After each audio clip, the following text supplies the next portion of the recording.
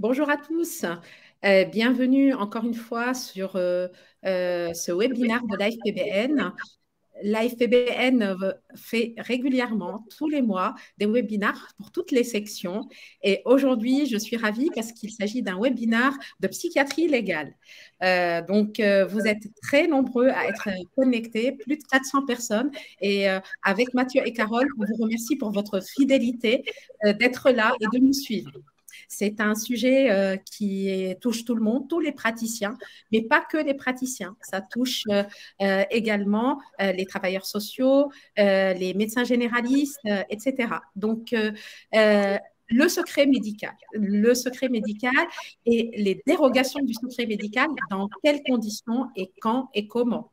Et donc, on va aborder cette thématique pendant 1 heure. Mathieu et Carole ont pensé à une forme originale de parler de ce secret en déclinant des vignettes cliniques. On va le faire, mais d'abord, je voudrais vous présenter en 2 secondes la section psychiatrie légale. On a un comité qui est formé. On essaye de faire un travail de recherche autour de la psychiatrie légale. Vous savez que l'option arrive en fin 2022 et donc pour faire un focus sur la psychiatrie légale. Alors, on a une journée nationale qui est bientôt, qui est à Strasbourg, le 7 octobre. On va parler de la dangerosité tout au long de cette journée. Nous sommes accueillis par Pierre Vidaillé à Strasbourg. Alors, il y a encore de la place. Vous pouvez vous inscrire sur le site de la FPBN si vous êtes intéressé encore plus pour aller loin sur la thématique de la dangerosité. Donc, avant de vous dire et de commencer le topo, on a besoin de vous, de vos questions, parce que c'est interactif, même si on est en forme de visioconférence. Vous pouvez dans le chat poser vos questions. Et Carole et Mathieu vont répondre en direct au fur et à mesure qu'ils déploient leurs vignettes. Donc, n'hésitez pas, ils vont lire vos questions et ils vont répondre sur vos questions. Donc, je vous les présente, vous les connaissez. Alors, je commence par Carole Barry. Alors, Carole est médecin psychiatre, elle est expert prémature d'appel d'Angers et c'est avant tout une amie. Bonjour Carole. Bonjour Nidal. Alors, elle est en vacances et elle se connecte depuis ses vacances. C'est sympa. Et Mathieu Lacambre, qui ne connaît pas sur la Terre entière, comment je dis, sur la planète Mathieu Lacambre. Mathieu, c'est Monsieur Énergie qui envoie toujours des vibes et il est à Montpellier. Il dirige la filière psychiatrie légale au CHU de Montpellier. Et c'est mon ami également, pour ne pas dire ma copie en masculin. Bonjour Nidal, bonjour à tous. Donc, on va pouvoir commencer et merci d'avoir travaillé ces vignettes cliniques que vous allez nous déployer. Alors, avant tout, je voudrais rappeler deux choses, enfin deux idées. Le secret est total et absolu. Ça, il faudrait qu'on l'incruste dans la tête. Vous savez, cet emoji où il y a la fermeture éclair et on ferme la bouche, c'est ça le secret médical. C'est le socle de la relation entre le patient et son médecin. Et donc, ce secret est fondamental pour pouvoir travailler en toute sécurité, en toute confiance avec nos patients. Mais il y a des situations où ce secret ne doit pas être respecté ou il y a des dérogations à ce secret. Et donc, pour parler de ces situations, Carole et Mathieu ont fait des petites histoires cliniques, des petites histoires que vous rencontrerez tous les jours, que vous avez déjà rencontrées, des histoires similaires. Et donc, ça va être un petit peu moins descendant pour parler de dérogation du secret. Donc, total et absolu, mais il y a des dérogations, on va en parler. Alors, pour s'y faire, il y a 4 vignettes cliniques et ils vont avancer vignette par vignette pour vous évoquer ces situations de dérogation. Je vous donne la parole. Mathieu et Carole, à vous. Merci Nidal. Donc l'idée, c'est que j'expose une situation à Carole, elle y répond. Ensuite, Carole m'expose une situation. Bien sûr, vous imaginez bien que Carole ne connaît pas la situation clinique. Je vais la dérouler et elle va tenter d'y répondre. On vous interpellera aussi pour essayer de réfléchir à quelle aurait été votre conduite à tenir pour gérer cette situation. Première vignette clinique, vous recevez en consultation une jeune fille de 15 ans pour un fléchissement thymique avec des scarifications. En plus, la période actuelle est assez favorable, malheureusement, on voit beaucoup de ce type de profil. Au cours de l'entretien, elle vous révèle que son beau-père la rejoint régulièrement dans son lit lorsque sa mère travaille de nuit. C'est une infirmière et il profite de l'absence de la mère pour la rejoindre dans le lit. Il lui touche alors le sexe et lui demande de le masturber. Il s'agit de la première fois qu'elle en parle à quelqu'un, car elle a surpris son beau-père qui sortait de la chambre de sa petite sœur âgée de 12 ans la veille. Donc hier soir, elle surprend ce beau-père. Elle avait le rendez-vous de consultation pour dépression, mais là, elle vous livre ce secret. Elle refuse de déposer plainte car cela ferait trop de mal à sa mère et cela détruirait sa famille. Carole, qu'est-ce que tu en penses? Qu'est-ce que vous en pensez? Est-ce que vous aurez tendance à appeler la mère? Est-ce que vous appelez le beau-père? Est-ce que vous appelez, je ne sais pas, la police? Qu'est-ce que vous en pensez? Est-ce que vous pouvez faire quelques propositions? Là, j'ai fait une liste de propositions. Et puis, toi, Carole, qu'est-ce qui va orienter finalement ta décision sur les critères là pour révéler ou pas le secret? Quelle prise en charge au plan juridique tu proposes? Alors effectivement, merci Mathieu pour cette vignette. Malheureusement, une situation qui n'est pas si rare que ça et qu'on peut rencontrer lors de nos consultations en CMP. Je dirais que d'abord, cette jeune fille, elle vient pour une plainte particulière, un fléchissement thymique, scarification. Il va falloir évidemment la prendre en charge et faire en sorte qu'elle puisse mettre à distance ses idées suicidaires ou auto-agressives en tout cas. Et puis après, effectivement, la question c'est qu'est-ce qu'on peut faire pour que cette situation cesse et protéger cette jeune fille. Alors, je ne sais pas, dans l'auditoire, effectivement, vous pouvez poser vos questions. Je ne sais pas si certains ont une idée de ce qu'on peut faire dans cette situation-là. Moi, je vais peut-être commencer par reprendre un petit peu la question du secret médical, c'est-à-dire que, comme l'a dit Nidal tout à l'heure, l'exercice médical, il est vraiment basé sur un secret qui est total et absolu.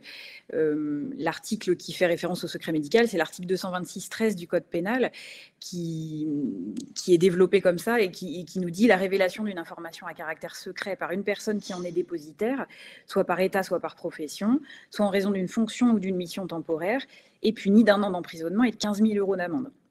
Donc effectivement, a priori, ce qui nous est dit lors d'une consultation ne doit pas être révélé, sinon on est punissable par la loi. Cependant, effectivement, vous savez bien qu'il y a des dérogations au secret médical. Nidal en a parlé tout à l'heure. Il existe plusieurs situations de dérogation. Et dans certaines circonstances, le médecin peut informer une autorité par un signalement. Alors ça concerne évidemment des faits qui sont graves et qui nécessitent la mise en place de mesures de protection. Les dérogations au secret médical, elles sont stipulées dans l'article 226-14 du Code pénal. Donc le suivant, elle précise donc les dérogations au secret médical et surtout la place du consentement de la victime. Cet article, il commence toujours de la manière suivante, c'est-à-dire l'article 226-13 n'est pas applicable dans les cas où la loi impose ou autorise la révélation au secret. Il existe 4 alinéas et donc 4 dérogations au secret médical. Dans cette situation précise, on va se référer à l'alinéa 1 et 2 de l'article 226-14. Donc, le premier alinéa nous dit que l'article 226-13, donc le secret médical, n'est pas applicable à celui qui informe les autorités judiciaires, médicales ou administratives de privation ou de sévices, y compris lorsqu'il s'agit d'atteinte ou de mutilation sexuelle, dont il a eu connaissance et qui ont été infligées à un mineur ou à une personne qui n'est pas en mesure de se protéger en raison de son âge ou de son incapacité physique ou psychique. Donc là, effectivement, la jeune fille est mineure, on est vraiment dans cette situation-là. Et deuxième alinéa, l'article 226-13 n'est pas applicable aux médecins ou aux professionnels de santé qui, avec l'accord de la victime, j'insiste là-dessus, portent à la connaissance du procureur de la République ou de la CRIP, donc la cellule de recueil des informations préoccupantes, les sévices ou privations qu'il a constatés sur le plan physique ou psychique dans l'exercice de sa profession et qui lui permettent de présumer que des violences physiques, sexuelles ou psychiques de toute nature ont été commises. Cependant, lorsque la victime est un mineur ou une personne qui n'est pas en mesure de se protéger en raison de son âge ou de son incapacité physique ou psychique, alors son accord n'est pas nécessaire. Donc effectivement, dans cette situation-là, en signalant, en tout cas, le médecin va participer à la protection des patients dont il a la charge. Il faut bien avoir en tête que le signalement ne consiste en aucun cas à dénoncer l'auteur d'une infraction. Ce n'est pas du tout le but du signalement. Il s'agit plutôt d'informer l'autorité compétente de la situation d'une personne qui est en danger afin qu'elle puisse être protégée.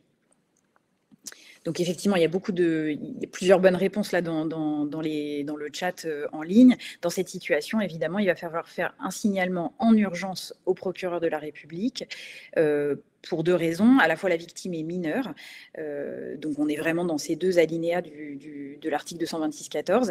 Et puis surtout, la situation de danger est toujours actuelle puisque le beau-père est présent au domicile familial.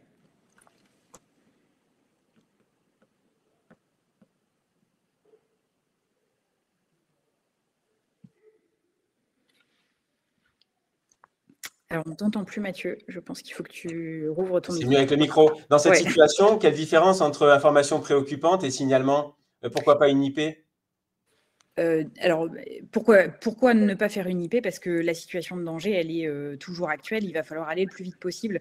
C'est-à-dire qu'on n'a pas le temps de faire une IP et d'adresser à la CRIP. Ça va être un signalement en urgence au procureur de la République. Et le signalement, il ne va pas falloir l'adresser par courrier, quoi. C'est vraiment, il faut prendre son téléphone, appeler au parquet, trouver le numéro en urgence ou le numéro de fax ou le mail. Mais il faut que le signalement arrive de toute urgence au procureur de la République. D'accord. Et qu'est-ce qu'on fait pour le beau-père? Ça veut dire qu'on le signale à la police, lui? Vraiment, le signalement, il est uniquement au procureur. C'est-à-dire que le signalement, il n'a d'intérêt que pour protéger la victime. Nous, on n'est pas là pour dénoncer un auteur d'une infraction. Donc, l'enjeu, c'est vraiment de protéger cette jeune fille et sa petite sœur. On y vient, parce que j'allais te demander, et la petite sœur dans tout ça? Eh ben, la petite sœur, elle va effectivement, on va en faire état dans le signalement en tout cas, c'est-à-dire qu'on ne signale pas que la situation qui concerne la patiente que nous rencontrons. Elle nous dit que, en tout cas, on peut avoir une inquiétude pour la petite sœur. Elle a surpris le beau-père qui sort de la chambre de la petite sœur. Il est vraiment important que cette information, elle soit présente dans le signalement qu'on va adresser au procureur. Alors, je peux rajouter quelque chose pratico-pratique. Le signalement pour le procureur de la République, sachez quand même que les parquetiers ont un magistrat de permanence H24. Et souvent, pas souvent, tout le temps, il y a une boîte mail pour le magistrat de permanence parquetier qui traite les urgences. Donc, moi, je vous invite dès à présent de se renseigner auprès de votre tribunal judiciaire quel est le mail de ce magistrat de permanence. Et c'est là-dessus, le plus rapidement possible, dans toute situation, vous pouvez joindre un parquetier qui va agir en urgence. C'est pratico-pratique et c'est important parce qu'au téléphone, maintenant, ils ne répondent plus. Il y a un téléphone pour le magistrat de permanence parquetier, mais le mieux, c'est le mail du parquetier H24 sur tout le territoire français et outre-mer, bien sûr. Un parquetier peut vous répondre. Pour le parquet mineur, en sachant que vous avez vu les deux alinéas. Le premier, c'est quand on a l'information. Le deuxième, c'est quand on a constaté. Ça veut dire que pour la jeune fille qu'on reçoit, on a constaté. Et pour la petite sœur, on a l'information. Et donc, ça suffit. Bon, merci oui. Carole, c'est clair. On n'a pas d'autres questions. Très bien. Donc, on y va. Oh, pardon. Alors moi j'ai une autre situation, Mathieu, sur laquelle je voulais t'interpeller. On reçoit là en consultation une patiente âgée de 81 ans pour l'ouverture d'une mesure de protection. Cette patiente, elle est presque aveugle, elle est accompagnée de son fils qui refuse de la laisser seule, arguant des crises d'angoisse de sa mère en son absence. Bon, on finit par faire sortir le fils et on découvre finalement que la patiente, elle porte sous son manteau une attelle au poignet droit, sous ses lunettes de soleil un hématome périorbitaire violacé autour de l'œil gauche.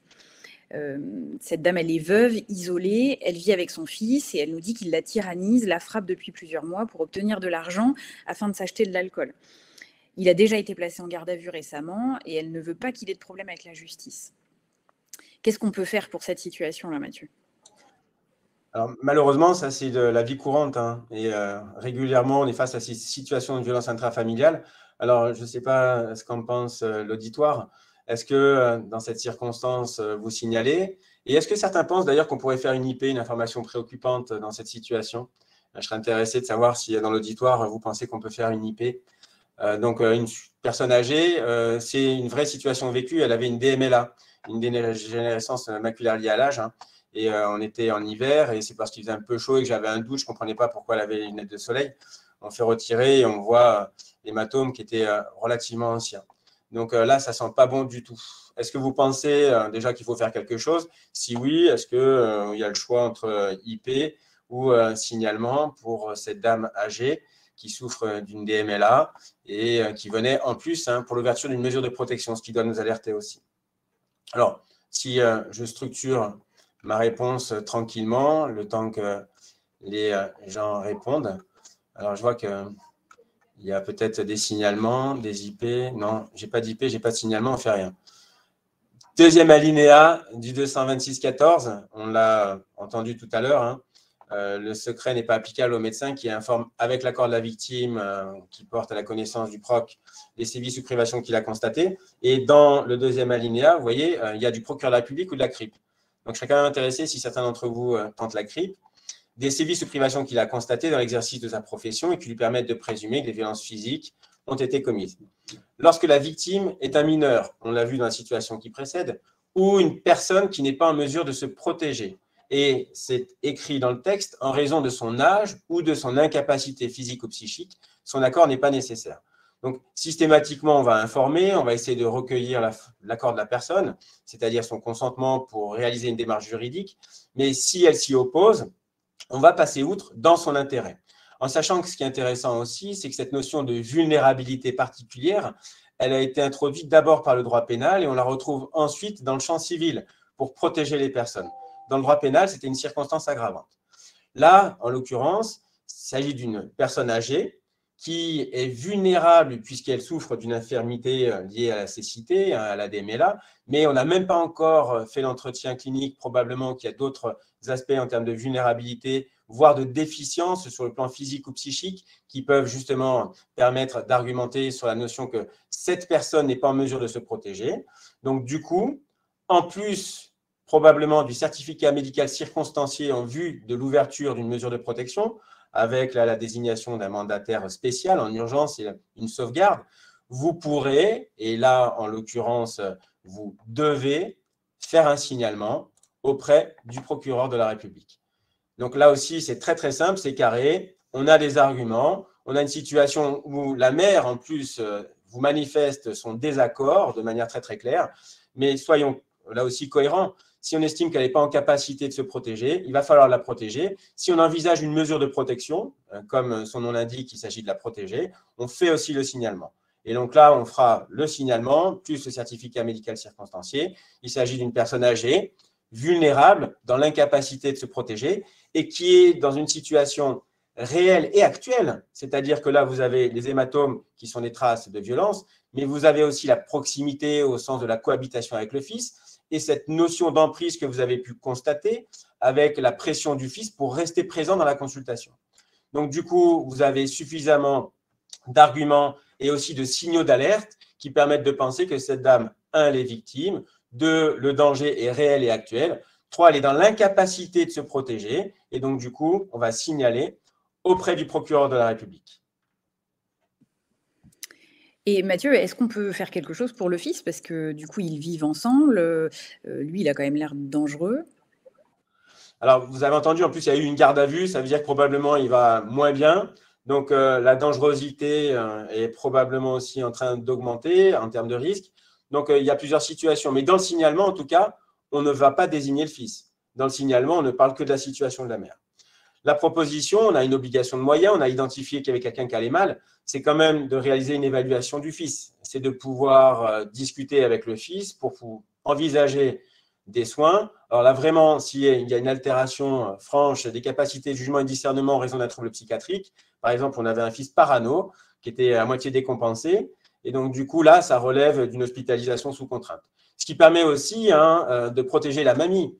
Là, paradoxalement, on hospitalise le fils, la mamie, elle va pouvoir souffler un petit peu. Ce qui n'enlève pas la nécessité du signalement. Attention, ce n'est pas parce que vous avez hospitalisé le fils violent que vous avez protégé la mamie. Ce n'est pas vrai. Vous avez apporté des soins parce qu'on a une obligation de moyens à quelqu'un qui semble-t-il va mal, mais il va falloir quand même signaler parce que cette personne est dans l'incapacité de se protéger. Donc, on s'occupe de tout le monde, mais au bon endroit avec ses moyens, c'est-à-dire du soin, éventuellement sous contrainte, si on a suffisamment d'arguments. Les amis, plein de questions dans le chat, c'est pas très clair pour tout le monde. Désolée d'insister, mais c'est important. On recommence et je voudrais que vous soyez très clairs sur cette question qui est la différence entre une information préoccupante et un signalement. C'est important parce qu'il y a plein de questions là-dessus il faudrait il y a une dernière question aussi que je voudrais vous poser qui revient à plusieurs reprises. Est-ce qu'on informe la famille? C'est-à-dire, par exemple, pour la première vignette clinique, est-ce qu'on informe la maman du mineur de ce qui s'est passé et enfin de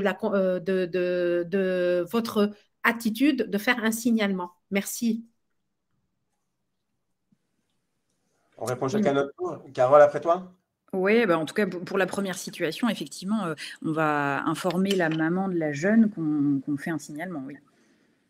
Et pourquoi tu informes la maman, Carole? Parce que la jeune fille est mineure et que effectivement la maman a l'autorité parentale et c'est vraiment essentiel qu'elle soit informée de nos démarches. Merci. Et la différence entre IP et signalement, à nouveau, merci. Alors, juste, je mets un petit astérix sur la réponse de Carole. Il y a une dérogation quand c'est justement le parent qui est a priori l'agresseur. C'est-à-dire que si c'était la maman qui violait, bien évidemment qu'on ne va pas informer la maman. D'accord ? Donc, du coup, on informe le parent, titulaire, détenteur de l'autorité parentale, sauf si cette information peut nuire à l'enfant. Donc, ça, c'est la petite restriction. Ensuite, la CRIP, c'est la cellule de recueil d'informations préoccupantes qui est dans toutes les régions et les conseils départementaux, dans le cadre du service d'accompagnement de l'aide sociale à l'enfance, et qui va activer des enquêtes sociales rapides pour évaluer la situation de mineurs qui sont en danger ou qui risqueraient de l'être. Ça ne concerne exclusivement que les mineurs. Or, cette notion d'IP apparaît dans le deuxième alinéa et dans le 226-14, mais elle ne concerne que la situation des mineurs qui seraient en danger ou qui risqueraient de l'être au sens d'une information. C'est-à-dire que vous avez une info sur un mineur, vous êtes inquiet parce qu'il est maltraité, il est séquestré, il n'a pas accès à l'éducation et à des soins. Vous pouvez faire une IP, donc une information préoccupante. Mais si vous avez dûment constaté qu'un mineur était victime de violence, c'est le deuxième alinéa, il faut signaler. Donc, c'est cette distinction entre une information, comme son nom l'indique, vous avez l'information qu'un mineur est en danger, et exclusivement pour les mineurs, on peut faire une IP auprès des CRIP. On vous donnera aussi à la fin de cet exposé des infos et les ressources pour y aller, mais sur Internet, vous tapez CRIP par département et vous pourrez faire une information préoccupante par mail, téléphone, courrier, pigeon voyageur, drone, tout ce que vous voulez. Ça peut même être anonyme. Donc, une IP, c'est facile, c'est simple, mais c'est lorsqu'on a juste cette info, on n'a pas constaté. Si en tant que professionnel, vous avez constaté qu'il y avait un problème, il faut signaler. L'IP ne concerne que les mineurs. La dame de 81 ans, pour aborder la deuxième situation, c'était un piège. On ne fait pas une IP pour une personne de 81 ans. Donc, les services sociaux de l'aide à l'enfance, s'ils reçoivent une IP pour une dame de 81 ans, ils vont juste le mettre à la poubelle, ils ne vont rien faire. Tu as répondu à Catherine Ferraris qui a posé exactement cette question. Est-ce qu'on fait une IP pour quelqu'un qui n'est pas mineur? Merci Mathieu. Et donc, la différence encore en temporalité entre l'IP et le signalement, parce que c'est une question qui revient. Le signalement, le danger, il est réel et actuel. Il est constaté. Il y a une victime qui a subi des violences. Deuxième alinéa du 226-14. L'information préoccupante, vous avez une information qu'un mineur serait en danger ou va être susceptible de l'être. Par exemple, un mineur de 15 ans qui est en consultation qui vous dit « Ce soir, je dors à la rue ». Là, on peut faire une IP. Je me suis fait virer de chez mes parents, on fait une IP. Vous avez quelqu'un qui vient vous parler d'un tiers et qui vous dit « Mes voisins s'engueulent et je sens qu'ils tapent sur la gamine ». Vous pouvez faire une IP. Vous avez une information. Donc, c'est possible. Mais il n'y a pas de danger réel et immédiat que vous avez dûment constaté. Sinon, c'est un signalement. Donc, le signalement, il y a gros problème, gros danger, c'est constaté. L'IP, uniquement pour les mineurs. Si vous avez une information, que ça vous titille, ça vous chatouille, en sachant que si tous les professionnels adressent une IP sur une situation, l'assistante sociale, l'enseignant, le médecin, ça alerte les services sociaux, le SODED, et ils agissent plus vite. Et ensuite, au regard de leur évaluation, ils peuvent transmettre directement le dossier auprès du parquet mineur. Et ensuite, c'est judiciarisé. L'IP, c'est administratif et social. Le signalement, c'est judiciaire. Et une question, et on déroulera après. Sandrine Godard pose la question, quand il s'agit de violences psychologiques, elle trouve que c'est très difficile de faire ou un signalement ou une IP, alors qu'elle constate bien les violences psychologiques. Qu'est-ce que vous en pensez? Alors, c'est dans la question du constat, c'est-à-dire qu'il faut argumenter, hein. Et la difficulté, comme en droit pénal, c'est de pouvoir rendre, j'allais dire, concret et réel des séquelles psychiques. Donc, c'est comment est-ce qu'on va argumenter sur la question ou de la vulnérabilité psychique ou de la détresse psychique. Mais après, notre rôle consiste juste à attirer l'attention de l'autorité administrative, judiciaire, pour qu'elle fasse le job pour protéger. Cette démarche, c'est pour protéger. Ensuite, s'il y a une autre démarche, par exemple judiciaire, etc., c'est dans un autre champ. Donc, n'hésitez pas. En cas de doute, il y a les associations de France Victimes qui peuvent recevoir en particulier des victimes. En cas de doute, il y a la section de psychiatrie légale. Vous pouvez nous envoyer des messages. On envisageait même peut-être de mettre en place une hotline médico-légale. Donc, du coup, en cas de doute, vous avez aussi votre assurance professionnelle, le conseil départemental de l'ordre des médecins. Donc, n'hésitez pas à ne pas rester seul avec une question compliquée juridique. Vous adressez la question, vous aurez une réponse par écrit. Vous avez des services juridiques dans les établissements de santé qui pourront aussi apporter la réponse. Toujours une réponse écrite, hein. C'est toujours mieux. Dernière question, et puis on poursuit. Pascal Burton me pose une question très marrante. IP pour un menu de 15 ans à la rue, il dit c'est un danger, et pourtant il est immédiat si un mineur est à la rue et il n'a pas de logement, même si Pascal ne consulte pas dans la rue et à la rue, c'est ce qu'il dit. Donc, est-ce que vous faites une IP pour un mineur qui n'a pas de logement et qui erre dans la rue? Alors, encore une fois, c'est pourquoi vous avez rencontré le mineur. On va évaluer l'ensemble de la situation. Ce n'est pas, encore une fois, quelque chose pour les mineurs isolés qui est systématiquement fait. C'est d'autant plus que la situation juridique de mineurs isolés mobilise des ressources particulières, malgré tout. Donc, du coup, il s'agit de mettre le curseur au bon endroit. On pourrait faire des IP 300 fois par jour, essayer de doser, mais là, le curseur, c'est vraiment sur la question du signalement. Et c'est d'ailleurs l'objet et le titre de notre présentation, qui ne signale pas consent. On poursuit? Allez. Là, on n'ose plus. Allez. Ça, c'est moi, ça. Carole, classique. Vous recevez aux urgences une femme de 32 ans pour des idées suicidaires. Donc, très, très classique. Elle apparaît triste, anesthésiée sur le plan affectif. Elle aurait perdu 5 kilos ces 3 derniers mois. Elle se dit épuisée, lessivée et finit par vous faire part de violences subies par son mari au domicile, en plus devant leurs 2 enfants en bas âge. Les violences auraient débuté à la suite de leur mariage, classique. D'abord des insultes, des propos dénigrants, des menaces, puis des violences physiques, donc crescendo, avec enfin des violences sexuelles et des relations intimes imposées. Elle apparaît très isolée socialement, ne dispose pas de ses papiers d'identité qui sont conservés par son mari, ni de moyens de paiement en possession de son mari, récemment sorti de prison. Il lui impose ses tenues vestimentaires et contrôle ses relations sociales, numériques et réelles. Les idées suicidaires seraient devenues beaucoup plus envahissantes depuis le week-end dernier. Donc, ça fait quelques jours où ça lui prend un peu la tête, avec des débuts de planification. Et puis, lors d'une dernière dispute, son mari l'a menacée avec un couteau et aurait promis de la tuer la prochaine fois. Elle a profité de son absence, il était parti chercher des cigarettes et elle s'est enfuie de la maison ce soir avec ses 2 enfants. Elle est aux urgences. Son discours est très ambivalent. Elle se sent responsable de la situation. Elle se dit c'est un peu de sa faute peut-être s'il est violent. Elle ne souhaite surtout pas le quitter parce qu'en plus, c'est lui qui a l'argent et qui a des revenus, il a un travail. Elle explique que lorsqu'il n'est pas violent, il peut être vraiment très, très gentil et qu'il a un bon fond, hein, et qu'il a promis en plus qu'il allait changer. Elle refuse catégoriquement d'être hospitalisée et elle refuse encore plus de déposer plainte. Situation malheureusement relativement classique, hein. Et donc, du coup, comment est-ce que tu vas envisager les choses sur le plan de la stratégie de prise en charge, en particulier sur le plan juridique? C'est-à-dire que là, on a quelqu'un qui ne veut pas, qui l'a exprimé, et qui n'est pas dans une situation a priori couverte par le 2e alinéa. Là, la notion de déficience, machin, etc., bien qu'on puisse s'interroger sur le plan de la mélancolie, de la dépression, hein, si vraiment elle est au fond du gouffre, mais ça va nécessiter clairement une stratégie. Les auditeurs, là, qu'est-ce que vous faites? Est-ce que vous auriez tendance à téléphoner au mari pour qu'il vienne chercher la dame en sortie contre avis médical? Est-ce que vous allez appeler la police, la gendarmerie, l'unité médico-judiciaire? Et donc, du coup, qu'est-ce que vous proposez? Alors, effectivement, c'est une situation qui est bien différente de la première, notamment. Là, la patiente, elle est majeure. elle n'a pas de mesure de protection juridique, elle n'est pas sous tutelle, sous curatelle. On ne retrouve pas de troubles psychiques chroniques, pas de troubles cognitifs. Effectivement, on est dans le cadre d'une crise suicidaire contextuelle, mais avec une absence de pathologie psychiatrique patente. Donc, a priori, cette dame-là, elle n'est pas considérée comme notamment un majeur vulnérable. Donc, il n'y a pas d'application des alinéas 1 et 2 de l'article 226-14 du Code pénal. Pour autant, il y a une nouvelle dérogation du secret médical qui est sortie en juillet 2020. La loi 2020-936 du 30 juillet 2020 a complété en fait l'article 226-14 du Code pénal dans le but de protéger les victimes de violences conjugales. Donc un signalement est désormais possible sans l'accord de la victime si les violences mettent la vie de la victime majeure en danger immédiat et si celle-ci se trouve sous l'emprise de l'auteur des violences.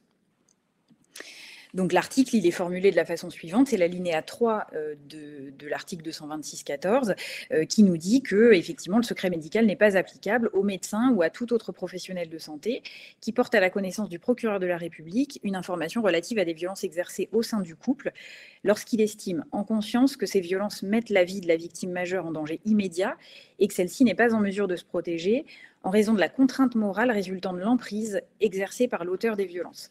Donc vous voyez, il faut à la fois qu'on évalue la notion de danger immédiat et la notion d'emprise. Le médecin ou le professionnel de santé doit absolument s'efforcer d'obtenir l'accord de la victime majeure, mais en cas d'impossibilité d'obtenir cet accord, il peut faire le signalement, mais par contre, il doit absolument informer la victime qu'il réalise ce signalement. Donc, dans cette situation, effectivement, on a des critères de dangerosité, c'est-à-dire qu'on voit qu'il y a une multiplicité des violences, avec des violences verbales, physiques, sexuelles, économiques.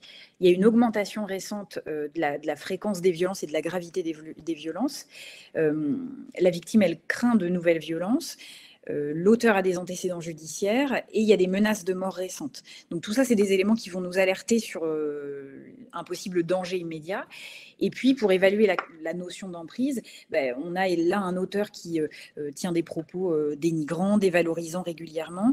On voit qu'il y a une surveillance permanente de la victime, notamment de ses activités quotidiennes, de ses tenues, de ses relations réelles, virtuelles, avec un isolement progressif et quasiment total désormais de la victime, avec une victime qui est empêchée de voir ses amis, de sa famille, une victime qui est déprimée, sans solution, qu'on arrive à avoir des idées suicidaires, et puis qui n'est pas en pleine possession de ses moyens de paiement et de ses documents administratifs, ce qui peut largement effectivement empêcher une séparation. Donc tout ça, c'est des éléments qui nous alertent sur la notion d'emprise. Et donc dans cette situation-là, effectivement, il va falloir signaler en urgence au procureur de la République parce qu'on a des éléments en faveur d'un danger immédiat et d'une relation d'emprise.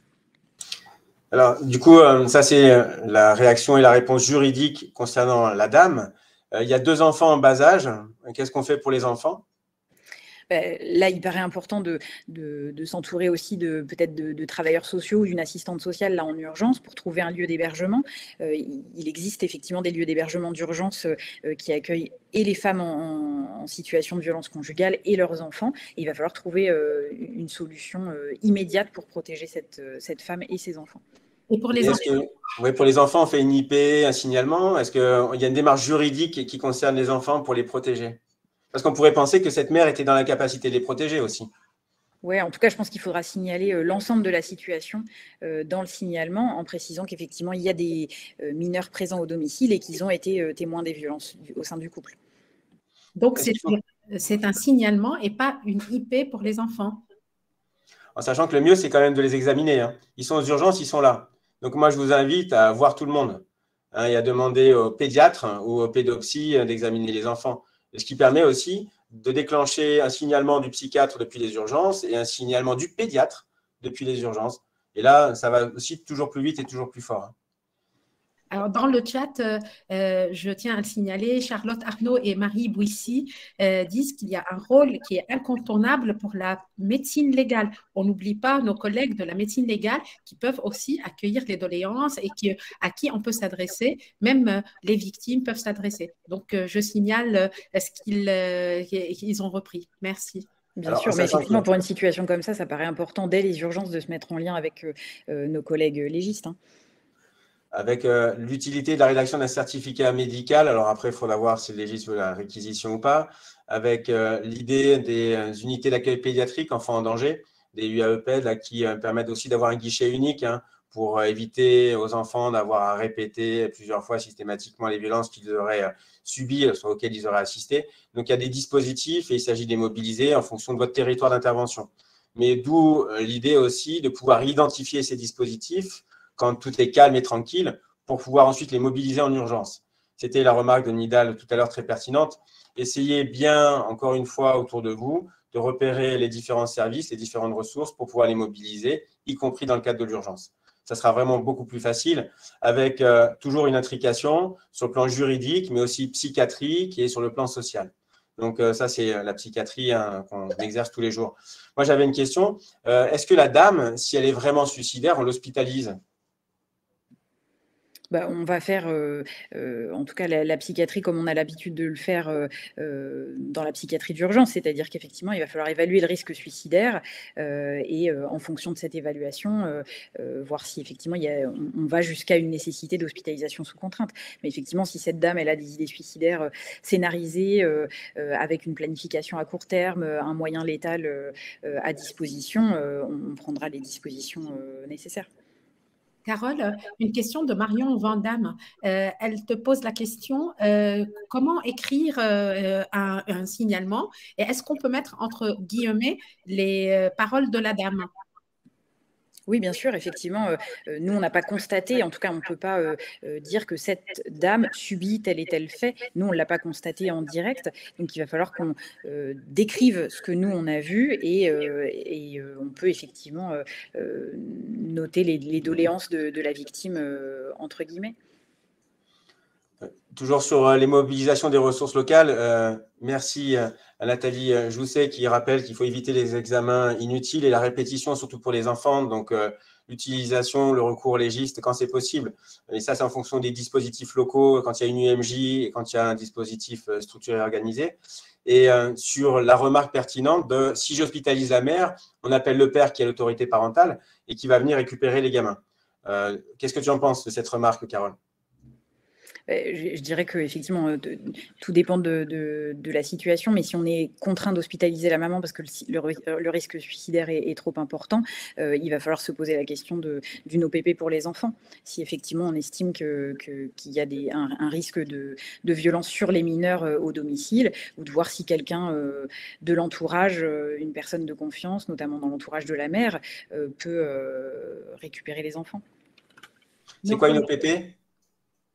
Une ordonnance de placement provisoire. Donc, voir si effectivement les enfants peuvent être, par exemple, placés en urgence en pédiatrie, c'est ce qui peut se faire dans ces situations-là.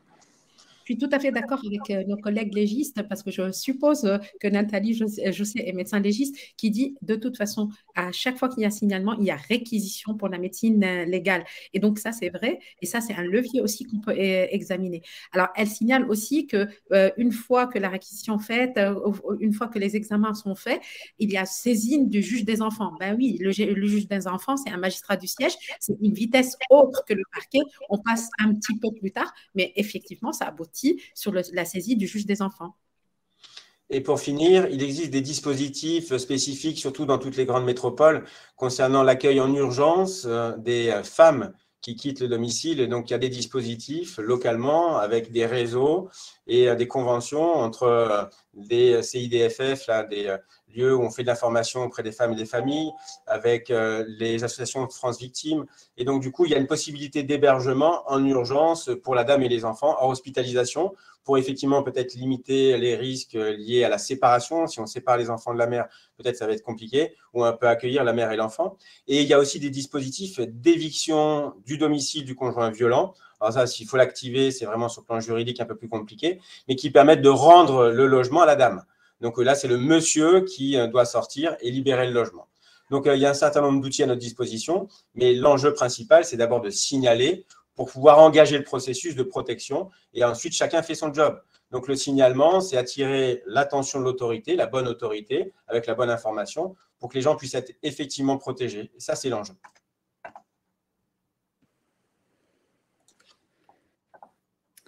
Alors, on continue. Dernière situation, Mathieu. On reçoit la situation bien différente. On reçoit la grand-mère d'un patient schizophrène âgé de 28 ans qui est hospitalisé dans notre secteur. Il est hospitalisé en SDRE depuis 1 mois après une crise classique au domicile. Et il va un peu mieux parce qu'on a été bon. Donc, il va sortir en permission pour le week-end. Mais sa grand-mère, elle est venue nous voir là, avec un petit pochon transparent qui contient un bloc marron, 3 petits sachets de poudre blanche. Et elle nous dit qu'elle est très inquiète parce qu'elle pense que son petit-fils se drogue. On confirme ses craintes, on l'informe effectivement qu'on a retrouvé des traces de cannabis, de cocaïne dans le streaming urinaire du patient. Elle vous parle de ses inquiétudes liées à la présence d'un râtelier avec 3 fusils de chasse au domicile. Elle nous dit qu'effectivement, quand son mari est décédé, il était chasseur et il aurait légué ses fusils à son petit-fils.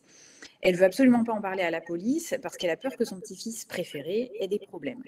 Qu'est-ce qu'on peut faire là, dans cette situation-là, Mathieu ? Alors, ça, c'est aussi assez classique. Je pense que ça nous est tous arrivé. On a géré le moment aigu, compliqué, très, très floride et riche du tableau psychiatrique. Donc, la tension redescend. On prépare les premières sorties de l'hôpital.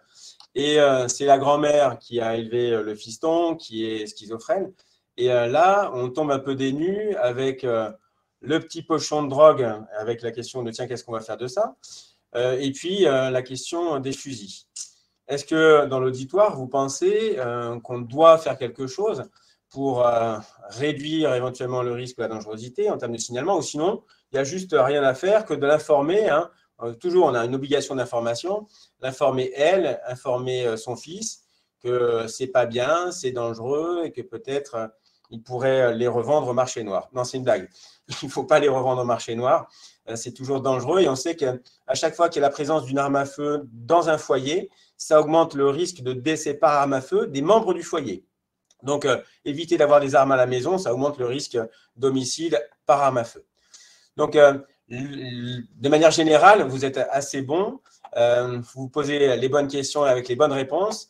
C'est le 4e alinéa, qui était le 3e et qui est passé à la 4e place là, depuis l'introduction de cette notion autour des violences conjugales et du fait qu'on puisse s'affranchir du consentement de la victime de violences conjugales.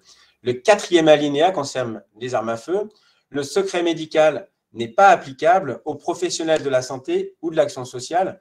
Donc là, ça concerne plus exclusivement les professionnels de la santé qui vont informer le préfet, et à Paris, le préfet de police, du caractère dangereux pour elles-mêmes ou pour autrui des personnes qui les consultent et dont ils savent qu'elles détiennent une arme ou qu'elles ont simplement manifesté leur intention d'en acquérir une. Donc, globalement, dans cette situation, on est face à des armes et un patient très, très malade, qui était très, très persécuté, qui va ressortir de l'hôpital, c'est-à-dire accéder aux armes. Il y a un souci, il y a un problème. Donc, je vous invite, dans cette situation, à signaler en préfecture en informant la personne âgée, la dame, et aussi, si vous le voulez, il n'y a pas d'obligation, mais c'est toujours bien d'informer le patient que vous avez fait cette démarche, avec un argument juridique supplémentaire. À partir du moment, quand bien même il aurait été officiellement propriétaire de ces armes et qu'il avait l'ensemble des documents administratifs en règle, à partir du moment où il a été hospitalisé sans consentement en SDRE, il n'a plus la capacité juridique de détenir ces armes. Donc, au regard de la situation, il est hospitalisé en SDRE, il est propriétaire ou pas. Il y a simplement une accessibilité avec une potentielle dangerosité au sens de la létalité de ces armes à feu. Il faut signaler, non pas au procureur, non pas au juge, il faut signaler à la préfecture. Là, on est vraiment sur la sûreté et l'ordre public et ça permet ensuite d'envoyer des gendarmes au domicile et de régler la situation. On a eu plusieurs situations de ce type où à chaque fois, ça s'est bien passé sans passer par un signalement. On s'est expliqué avec la dame qui a accepté qu'on fasse le lien avec la gendarmerie en sa présence. Et c'est elle, on lui passe le téléphone et elle appelle la gendarmerie avec nous, on l'aide, en disant « Voilà, je suis embêté. Depuis le décès de mon mari, j'ai ces fusils, je ne les avais pas vus, ils sont là, qu'est-ce qu'on fait ?» Et du coup, la gendarmerie, très gentiment, ils sont très, très professionnels, se déplacent, c'est souvent sur des zones gendarmerie en campagne, et ils vont récupérer les fusils. Et là, vous avez réduit de manière significative le risque de décès, en particulier pour cette mamie. Parce que vous le savez, le schizophrène décompensé, il va d'abord diriger ses violences et son agressivité à cause du délire vers la famille et les proches. Donc, la mamie, potentiellement, dans un moment de décompensation, elle sera en danger. Vous avez retiré les armes à feu, vous réduisez le danger. Donc, il faut signaler, il ne faut pas hésiter, mais avec de l'information de l'accompagnement, on peut s'épargner le signalement préfecture à partir du moment où vous avez mis en œuvre des moyens pour pouvoir réduire le risque. Et Mathieu, du coup, on a informé la mamie que son petit-fils avait effectivement un screening urinaire positif. Est-ce que quand on fait ça, on ne fait pas une entorse finalement au secret médical? Alors ça, j'aimerais bien avoir votre avis. Tiens. Ça a été déjà une réaction dans le chat. Est-ce que vous pensez que du coup, on a commis une infraction en levant le secret sur les toxiques urinaires positifs chez le patient? Donc, on vient apporter une information médicale à un tiers. Et donc, du coup, est-ce que vous pensez qu'on a commis une infraction ou fait une bêtise, une entorse?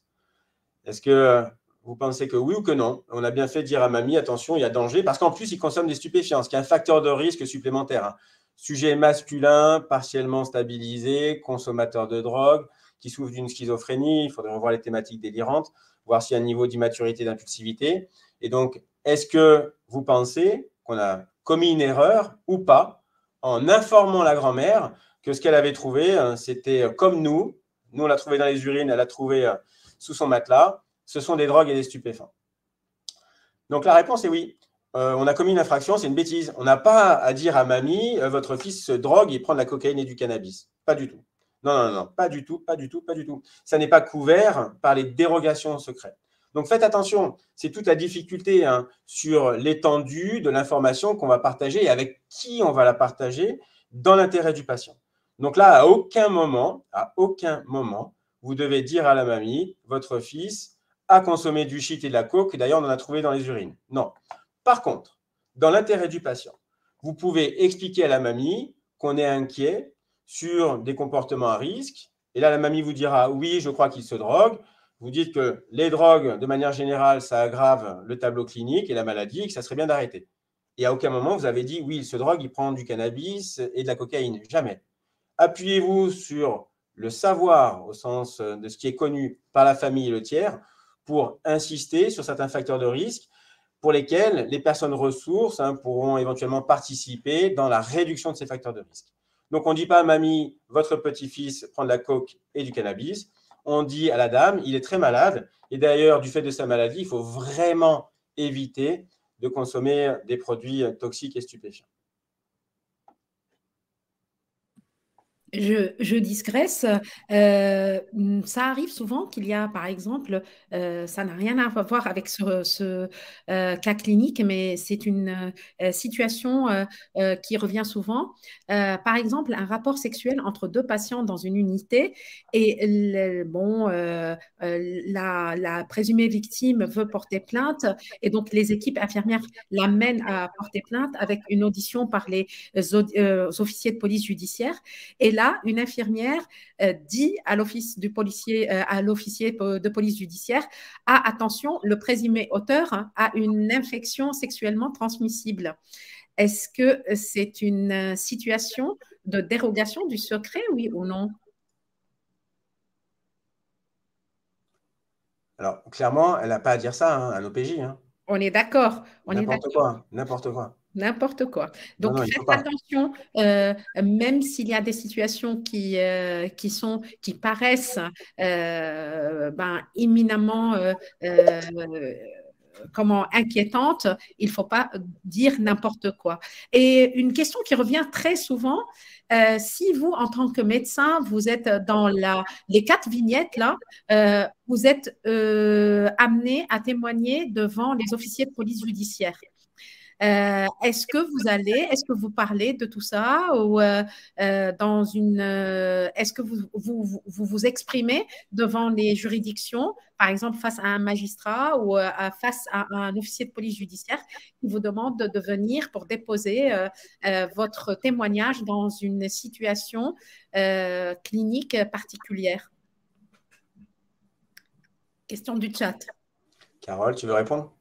Oui, alors en tout cas, effectivement, j'accepterais de répondre à la convocation, mais je m'en référais au secret médical, c'est-à-dire que il faut absolument rien dire en direct au magistrat ou à l'OPJ, et par contre envoyer au fait qu'ils puissent saisir le dossier médical, c'est-à-dire que toutes les informations sont dans le dossier, et s'ils veulent des informations, il faut qu'ils fassent saisir le dossier et qu'ils en demandent une analyse. Alors, de manière générale, entendez bien, on répond à la réquisition, à la demande. C'est très, très malvenu de dire je ne viens pas parce que je suis tenu au secret. Donc, on y va. Et moi, je pense que c'est toujours une opportunité de faire de la pédagogie. C'est-à-dire qu'on ne va pas révéler le secret, mais on explique notre travail, la maladie mentale et comment c'est compliqué. Et donc, ça donne malgré tout des arguments et des éléments pour l'autorité de penser qu'effectivement, tiens, la schizophrénie, c'est ça, machin, etc. Donc, on apporte une réponse générale qui vous évite de tomber dans le piège de la levée du secret de manière inadaptée, tout en faisant de la pédagogie. Et ça, alors c'est plus ou moins bien accueilli, mais ils comprennent très très vite qu'ils vont perdre leur temps pour avoir des informations précises qu'ils pourraient obtenir par une saisie du dossier ou dans le cadre d'une réquisition pour répondre à des questions précises. Sur la personne de confiance, elle n'intervient que dans deux situations, soit lorsque le patient n'est plus en capacité de donner son consentement, c'est la réa, c'est il est inconscient, etc., soit pour participer à une décision médicale en termes de stratégie de prise en charge. Sinon, en dehors de ça, la personne de confiance n'est jamais destinatrice des comptes rendus d'hospitalisation. Rien à voir. Donc, entendez bien, la personne de confiance, deux situations au cours desquelles elle peut être sollicitée, soit le patient est out, soit on va avoir une discussion sur la stratégie de prise en charge, nouveaux médicaments, réhabilitation, orientation ESAT. Et là, la personne de confiance peut participer à la consultation et uniquement pendant cette discussion. Le reste de la consultation, ça ne la concerne pas. Donc, faites bien attention. Il y a des personnes de confiance qui prennent leurs aises et plus on leur laisse de l'espace et plus on sort du cadre en fait, légal et législatif. Marion Vandamme vous pose la question, est-ce que vous irez au commissariat ou devant un magistrat avec un assistant juridique ou vous vous pointez tout seul? Alors, là aussi, ça dépend de la convocation. C'est-à-dire, soit on est témoin simple, soit on est témoin assisté parce qu'on va être mis en cause, soit on est mis en cause. Donc, du coup, en fonction de l'objet de la convocation, il faut se protéger un tout petit peu et prendre attache auprès de son assurance professionnelle, éventuellement auprès du Conseil de l'ordre. Donc, soyons pas complètement naïfs et dupes, mais il s'agit d'utiliser les bons outils au bon moment, au bon endroit. Une convocation police, ce n'est pas forcément un problème. Ça peut être un temps d'explication de texte, c'est tout. Et merci à tout le monde parce que vous nous noyez de questions et c'est super intéressant parce que ça veut dire que ça vous intéresse le thème. Alors, une question d'ordre général et qui est très, très pertinente de Mathilde Jaros. Elle dit, dans quelle mesure on peut dire on est dans le secret partagé entre partenaires et quels sont les critères et quelles informations on peut transmettre? Les partenaires, j'imagine, les partenaires judiciaires. Alors, là, moi aussi, enfin, je suis très, très clair. On n'a pas de partenaire. On n'a pas de partenaire. Vous avez éventuellement des professionnels de santé et la liste est établie dans le Code de la santé publique, loi du 26 janvier 2017, et puis ensuite, ça s'est été mis à jour par un décret dans l'été. Et donc, du coup, faites attention. Il y a une liste nominative de personnes qui peuvent être destinatrices d'une information. Donc, c'est une information particulière partagée dans l'intérêt du patient et avec son accord. Donc, il faut l'informer. Monsieur machin, je vais informer votre dentiste que vous avez le sida, on a découvert ça aujourd'hui. Est-ce que vous êtes d'accord? Oui, oui, informé. Donc, j'ai informé le patient, j'ai tracé dans le dossier et je peux informer le dentiste. Sinon, si le patient s'y oppose, si vous le faites dans le dos du patient, c'est un problème et vous n'êtes plus dans le cadre. Et une question qui se pose, mais vraiment tous les jours cliniquement, c'est Guillaume Font de Marseille qui nous la pose. Est-ce qu'il y a une dérogation au secret si le patient est schizophrène, il est délirant, il est productif, son délire est actif, il est majeur, il refuse tout, il n'entend peu rien. Et est-ce qu'on peut informer quelqu'un de la famille, notamment sa mère, son père, qu'il est en rupture thérapeutique et potentiellement dangereux? C'est une question de tous les jours, de tous les psychiatres de France. Carole? Je pense qu'il va falloir surtout… alors, ça dépend si le patient est hospitalisé ou pas, mais en tout cas, moi, j'aurais tendance à traiter le patient et puis, dès qu'il est mieux, d'obtenir son accord pour informer. Et là, on n'est pas dans une… il est complètement… Il ne veut rien entendre. C'est vraiment la majorité de nos patients. Il n'a pas d'insight. Il n'est pas malade. C'est toi qui es malade. Il ne veut rien entendre. Il est complètement délirant. Est-ce que tu informes la famille? Mais il est hospitalisé ou pas?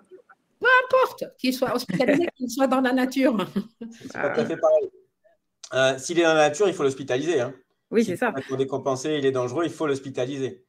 Donc, ça, c'est l'obligation de moyens. Et ensuite, une fois qu'il est hospitalisé, dans le Code civil, il y a l'idée qu'on doit aller informer les personnes ressources. Et ça, c'est l'esprit du Code civil dans l'intérêt du patient. Et il faut faire attention, c'est dans l'intérêt du patient, c'est-à-dire toute démarche qui ne porte pas grief au patient. Donc, c'est comme ça que pour le péril imminent, quand le patient y rentre, il faut quand même, et c'est une dérogation du secret, aller prévenir la personne ressource que le patient est hospitalisé. Donc, faites attention à ça. C'est qui prévient, quoi, comment. De manière générale, si le patient s'y oppose, surtout s'il est paranoïaque, il ne faut pas le faire. Le patient paranoïaque, procédurier, qui rentre à l'hôpital, qui dit « je ne veux pas que vous informiez ma famille », vous n'informez pas. Par contre, il faut l'inviter à prendre un avocat. Il faut l'inviter à disposer de ressources dans l'intérêt de sa réinsertion et de son insertion pour préparer la suite. Et c'est toujours cette difficulté de trouver les bonnes personnes ressources avec l'intérêt du patient. Donc, en résumé, quelqu'un qui est trop fou, qui veut qu'on contacte personne de la famille, on le soigne d'abord, et puis quand il est un peu moins malade, on discute. Et on a un peu de temps. L'urgence sur un SDRE de prévenir la famille, elle n'est pas toujours. C'est d'autant plus que la famille qui a un réel lien le cherche. Et elle va finir par avoir l'info, par le maire si c'est un arrêté municipal, par l'assistante sociale, par les urgences, par la police, par les pompiers. Donc, tranquillement, on soigne d'abord, obligation de moyens, en ayant protégé le périmètre, c'est le signalement. Et puis après, quand ça atterrit, on discute. Mais faites bien attention effectivement à cette dimension-là, c'est quelque chose de dynamique et on doit continuer d'informer le patient tout au cours de l'hospitalisation, même sous contrainte. C'est-à-dire que quand on enferme quelqu'un en isolement, qui est une mesure conservatoire et pas thérapeutique, il faut l'informer. Et donc, on informe, et ensuite le patient, il dispose et on ajuste. Et si le patient est dans la nature, il est délirant, c'est le sens quand même de notre travail pour amener l'hospitalisation, les soins à la demande d'un tiers. Parce que la question de Guillaume était s'il est potentiellement dangereux, par exemple, pour lui-même. Donc, on se doit d'informer un tiers dans l'intérêt du patient pour déclencher une hospitalisation en soins sans consentement. Ouais, mais attention, un tiers. C'est-à-dire que si vous appelez un médecin d'SOS ou les pompiers pour qu'ils ouvrent la porte, ça, c'est répondre à l'obligation de moyens. Sinon, on risque d'être pris, on va en parler juste après, par la non-assistance à personne en péril. Donc, faites bien attention à ça. Hein. On a une obligation de moyens et donc, du coup, on agit. L'obligation, ce n'est pas de prévenir la famille. Si vous avez l'information qu'il y a un schizophrène dangereux, délirant avec une arme à feu à la maison, il ne faut pas appeler la mamie pour qu'elle lui apporte de la coke ou du shit. Ce n'est pas vrai. Il ne faut pas faire ça. Il faut déclencher la cavalerie. Donc, encore une fois, au regard de l'évaluation, on ajuste. Mais un patient délirant au domicile avec des facteurs de risque psychiatriques de dangerosité, le sexe, l'immaturité, l'impulsivité, les antécédents de violence et ou d'incarcération, les consommations de toxiques, l'absence d'insight, le refus de soins, c'est la dangerosité psychiatrique, on y va. Alors, Guillaume insiste et il dit s'il n'est pas dangereux au moment où on le voit, mais il pourrait présenter un potentiel de dangerosité, notamment envers lui-même. Pas envers les autres. Évaluation du risque suicidaire. Évaluation du risque suicidaire. Évaluation du risque suicidaire. Quand quelqu'un est passé par les urgences, a fait une intoxication médicamenteuse et qu'il y a la famille en salle d'attente, on ne va pas dire à la famille, il avait consommé 2 grammes de coke, 3 Rivotril, 2 Zyprexa.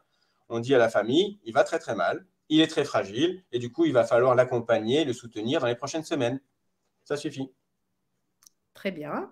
Est-ce que vous voulez rajouter d'autres remarques sur ce cas clinique? Petite synthèse. Petite synthèse, parce qu'on a encore 3 minutes. Donc, ouais. On va conclure en 3 minutes.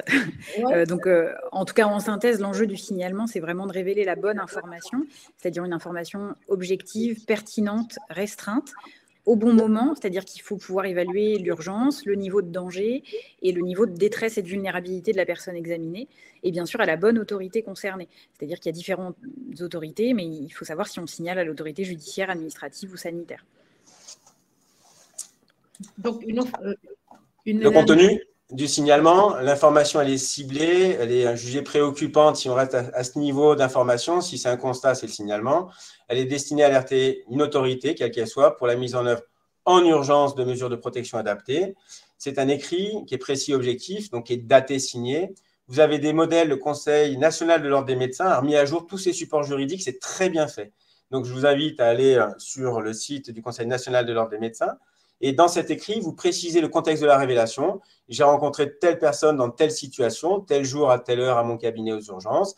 J'ai constaté les éléments suivants qui permettent soit de penser, soit de constater que la personne est en danger.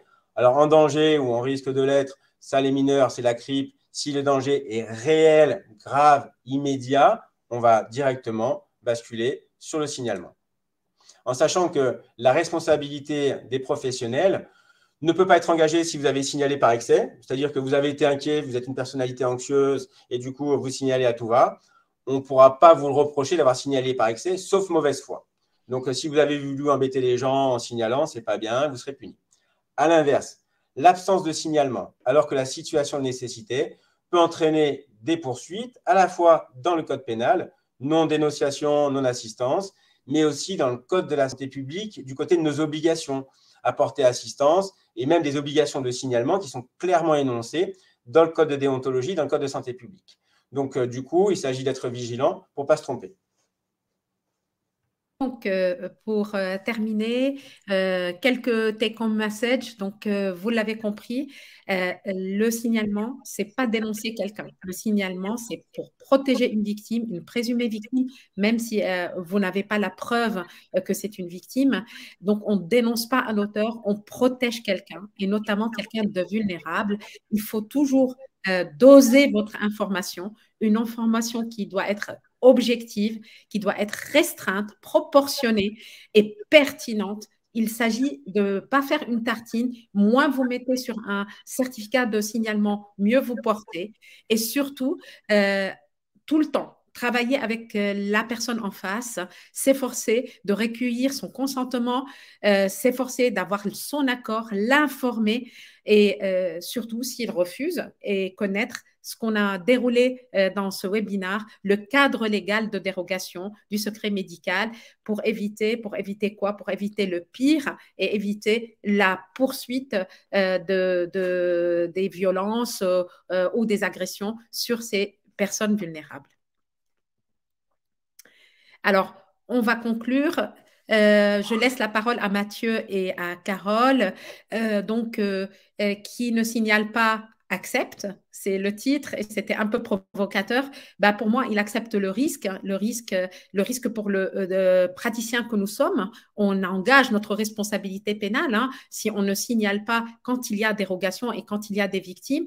Le risque pour les victimes elles-mêmes que ça se répète et que ça se poursuit, mais aussi il y a d'autres situations. Donc, je vous laisse terminer sur le danger et le risque concernant les situations.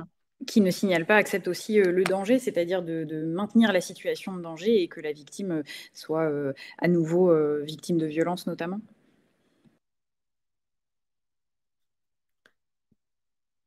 Mathieu, ton micro est coupé. Oui, c'est un réflexe. Qui ne signale pas accepte la situation. Donc, l'idée, encore une fois, c'est de jamais rester totalement spectateur et passif face à de la souffrance. On agit sur le plan médical, mais sur le plan juridique aussi. Donc, si vous n'intervenez pas sur le plan juridique et vous restez au niveau médical, vous participez au maintien de la situation. Vous participez finalement à un système qui va répéter les violences et les agressions. Donc, encore une fois, dans l'intérêt des patients, dans l'intérêt des victimes, on protège et ça évite en plus de se mettre en difficulté, de réaliser une infraction. Alors, Carole et Mathieu, vous avez une avalanche de remerciements en disant que c'était un topo interactif, que c'était super topo très clair, que c'était top, etc.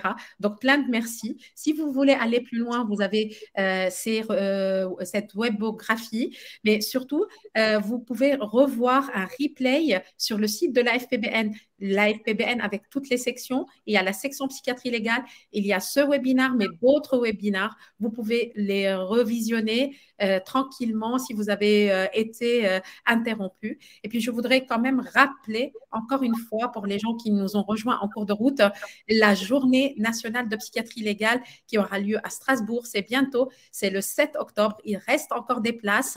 Donc, sur la dangerosité, on a un procureur de la République, on a un préfet, des journalistes, un magistrat du parquet antiterroriste, des juristes et des psychiatres experts de la question de la dangerosité pour débattre, pour apprendre, pour vous écouter autour de cette dangerosité et des personnes dangereuses et se poser la bonne question. Est-ce qu'on doit protéger, on doit soigner? Donc, nous vous attendons à Strasbourg, ça serait avec beaucoup de plaisir.